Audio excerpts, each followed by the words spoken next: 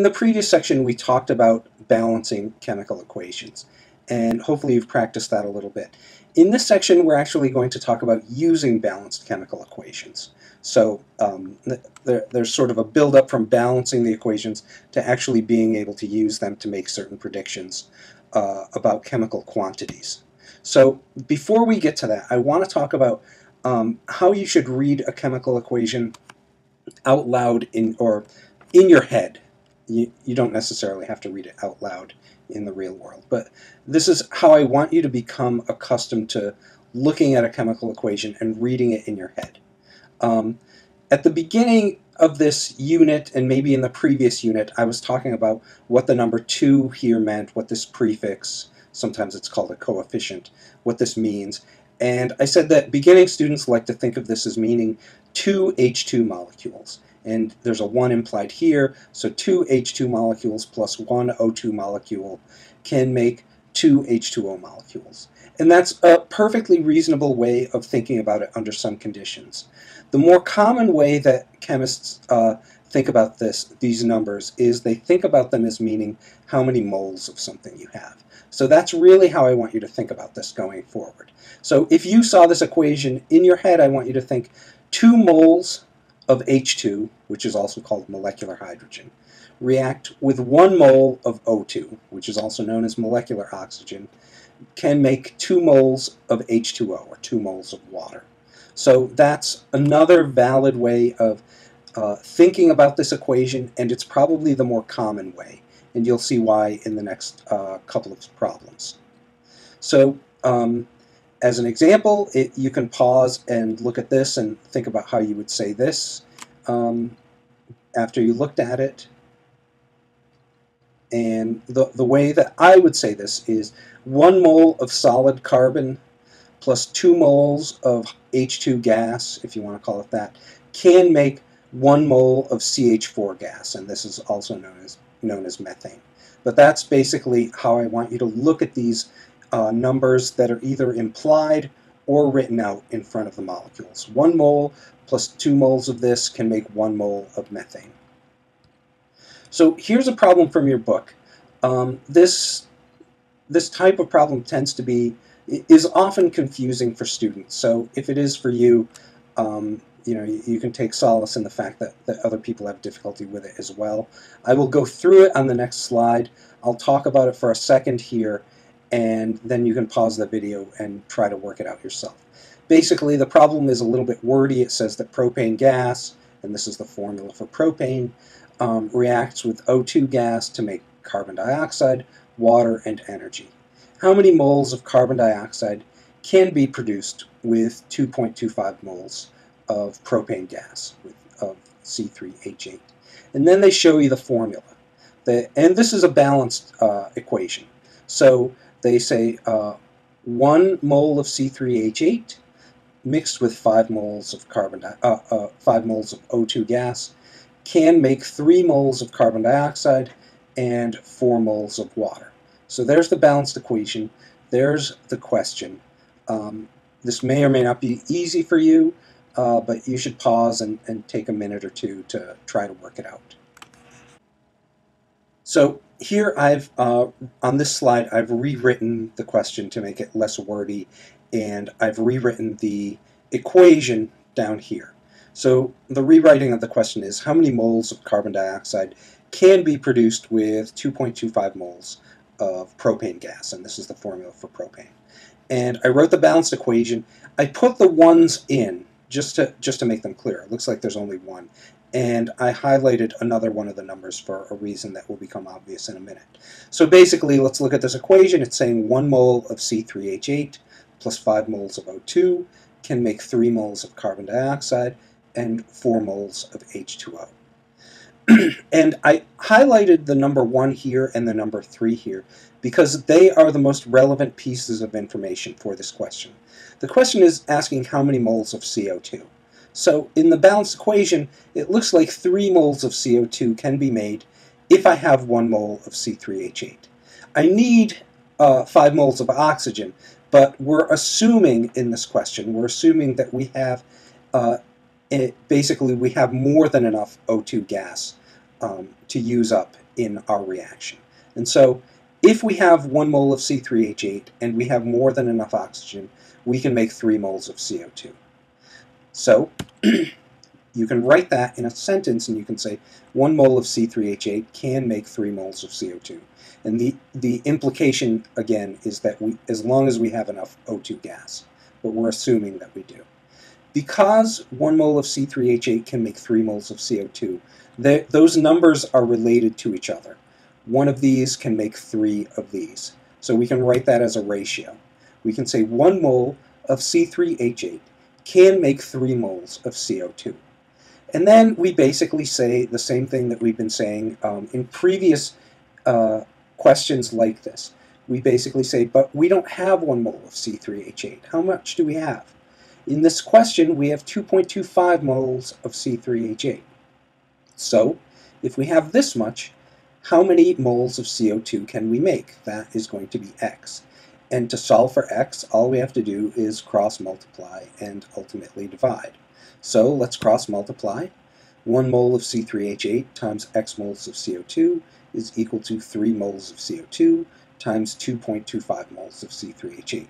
We need to get x here all by itself, which means we need to get rid of this thing over here, which means we need to divide both sides by 1 mole of C3H8.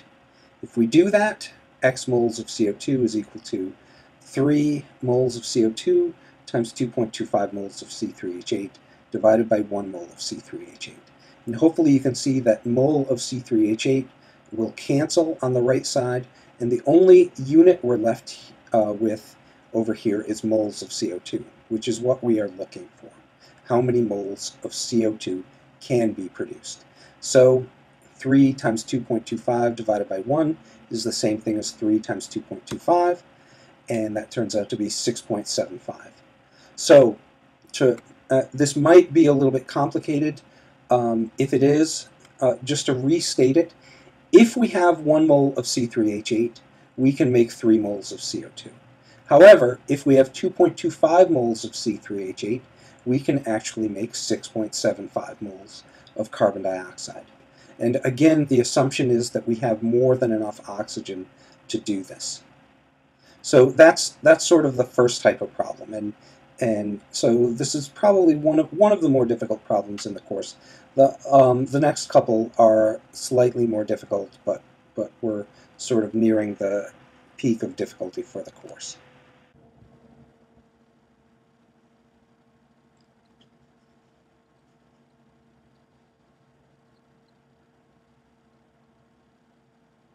So just to add another wrinkle of complexity to this type of problem, this number here, 6.75 moles, has a chemical sort of term associated with it.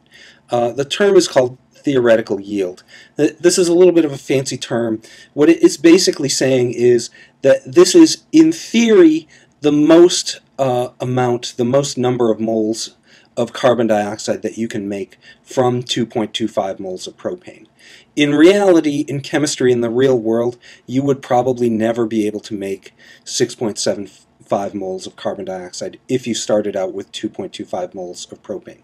This is basically the maximum that you could ever make, but in practice you never make quite as much as you expect. So chemists have come up with a term that basically say that this is the theoretical maximum, or more formally what they say is this is the theoretical yield. This is in theory the maximum that this chemical reaction can actually yield. So I'm not going to ask you about that, but in case you ever hear it, there's the term for you. The next question is a little bit more difficult than the previous question. So I'm cutting to the chase a little bit. I'm showing you the balanced equation first. 2 moles of C2H2 plus 5 moles of O2 can make 4 moles of CO2 and 2 moles of water plus some energy. So don't worry necessarily about this plus energy here for the moment, but it's there just telling you that when you mix these two things together under the right conditions, you make carbon dioxide, you make water, and you also release some energy. So the question, and this comes from your book, page 197, how many grams of carbon dioxide can be produced when 54.6 grams of acetylene, C2H2 is the formula for acetylene, when you burn that amount of acetylene. So how many grams of carbon dioxide can you make when you burn 54.6 grams of acetylene according to this equation up here? Now, what's the problem with this equation up here? So, for some of you, it may be obvious what the problem is as it relates to this question. For others of you who are not quite as experienced yet, it may not be obvious, but I will try to spell it out. When you read this equation in your head, I want you to read it as 2 moles of C2H2 plus 5 moles of O2 can make 4 moles of CO2 plus 2 moles of H2O and some energy. So we're talking about moles here, 2 moles, 5 moles, 4 moles, etc. The question, however, is asking how many grams, and it's telling you information in grams. It's not telling you anything in moles. So the problem is that we have information here in grams, but our equation is basically speaking in moles. So we either have to convert this number into moles, or we have to convert these numbers into grams to be able to answer the question. And with that being said, I will pause there and let you try to work it out. And you can try to work it out, and we will talk about this information on the next slide. Okay, next slide. So again, I've rewritten the question and I've rewritten the balanced equation. How many grams of carbon dioxide can be made with 54.6 grams of C2H2? And here's the balanced equation. Remember again that we're being given information in grams.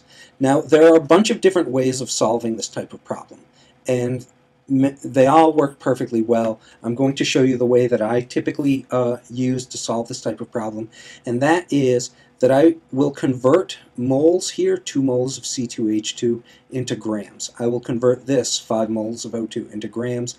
I will convert this and this into grams as well. I've left off the plus energy over here because it's not really relevant to this question. But we do need to convert moles to grams. And if you remember from previous sections, especially in the summary section for this unit, I have said that if you know how many moles of something you have, and you know the formula, you can figure out how many grams of it you have. So converting everything to grams over here requires knowing the molar mass of each of these things. And I'm going to leave that up to you to figure out. I've done the conversions below, but basically you need to figure out the molar mass of C2H2 in order to figure out how much 2 moles of C2H2 weighs.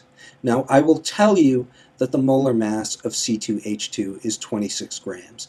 That means that if you have 1 mole of C2H2, it weighs 26 grams. But according to this balanced equation, we have 2 moles of C2H2 in our balanced equation, which means that 2 moles of C2H2 would weigh 52 grams.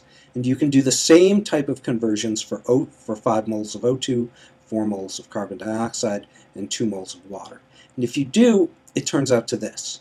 52 grams of C2H2 plus 160 grams of O2 can make 176 grams of CO2 plus 36 grams of H2O.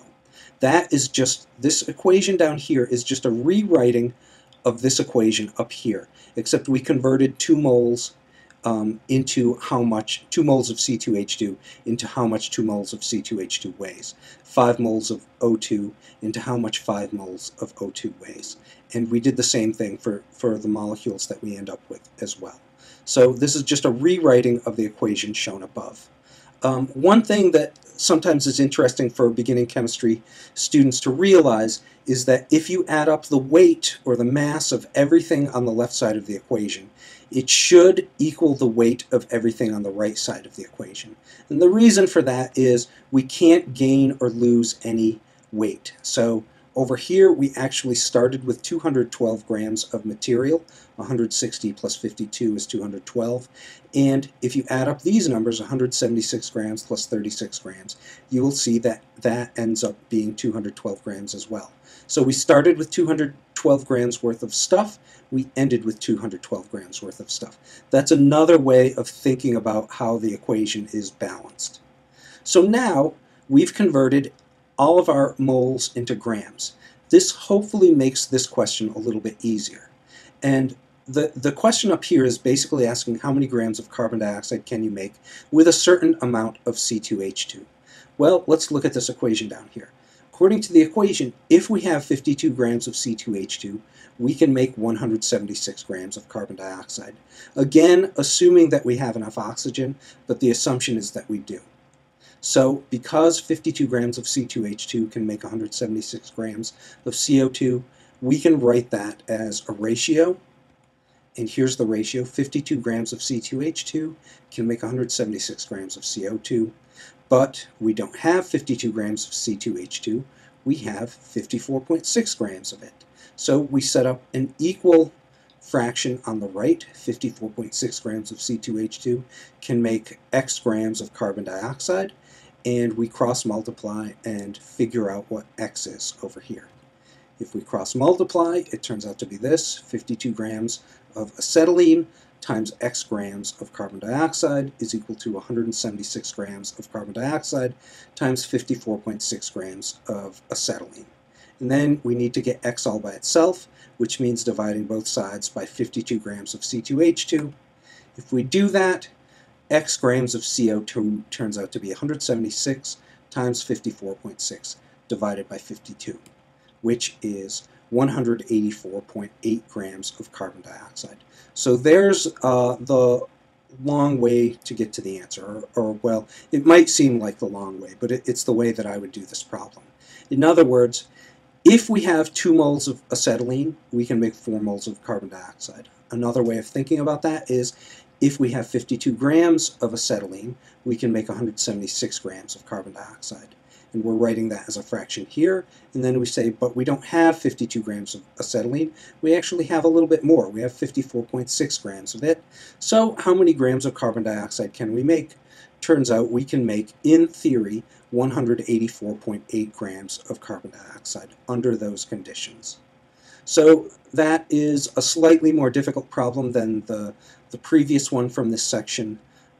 There is one additional problem that's coming up that might be a little bit more difficult than this, but again, we're sort of nearing the most difficult types of problems that you'll encounter in this course. That's it for this section. Just to emphasize, I want you to be able to do problems like the last two that we just went over in this section.